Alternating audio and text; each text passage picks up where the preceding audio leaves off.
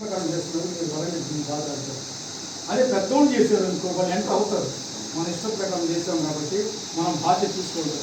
కాబట్టి మీరు ఎలా జీవించాలంటే జ్ఞానంతో జీవించాలి, మీరు తెలివితో జీవించాలి. మీరు మన ఇష్ట ప్రకారం మనం చేసుకున్నాం కాబట్టి ఎవరికి ఇబ్బంది కలగకుండా, ఎవరికి కష్టం కలగకుండా, ఎలాంటి సమస్య శోధన మనలో రాకుండా మనం జాగ్రత్తగా జీవించాలి. భార్య భర్తకి ఏం చేయాలి? లోపడాలి. ఇవన్నీ పెళ్లిలో చెప్తుంటారు, వినుంటారు మీరు కూడా. భర్త భార్యని ఏం చేయాలి?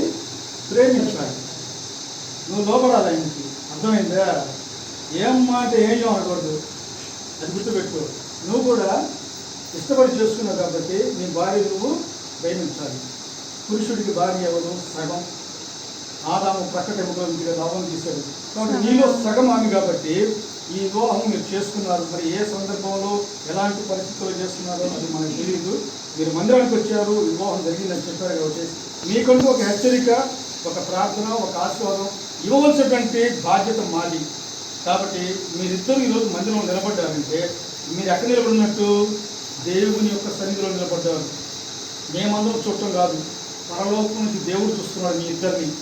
ఆయన ఆశీర్వాదాలు మీకు కావాలి, ఆయన దీవెనలు మీకు కావాలి. కాబట్టి ఆయనకు లోపడాలి, ఆయనకు భయపడాలి, ఆయన బిడ్డలుగా మీరు జీవించాలి. ఈ లోకంలో అది మనుషులకు కాదు మీరు జీవించాల్సింది. మీరు ఇప్పుడు ఇద్దరు, మీ మధ్యలో ఎవరు ఉండాలి? యేసుప్రభు ఉండాలి. మీ మధ్యలో యేసుప్రభు ఉంటే మీకు సమస్యలు రావు. మీ మధ్యలో యేసుప్రభు లేడనుకోండి, సమస్యలు వస్తూనే ఉంటాయి. కాబట్టి ఒక సేవకుడిగా మా సంఘంలో మేము ఇచ్చేటువంటి ఒక సలహా ఏంటంటే, ఒకరిని ఒకరు విడిచిపెట్టుకోకుండా, ఒకరిని ఒకరు ఎడబాయకుండా, ఒకరిపై ఒకరు నిందలు వేసుకోకుండా, ఒకరిపై ఒకరు అవమానాలు చేసుకోకుండా, ప్రేమతో, ఐక్యతతో, ఒత్తికతో, నమ్మకంతో, విశ్వాసంతో జీవించాలి. అది భార్యాభర్తల బంధం. అర్థమైందా? ఈ మైక్లో చెప్పకూడదు, మైక్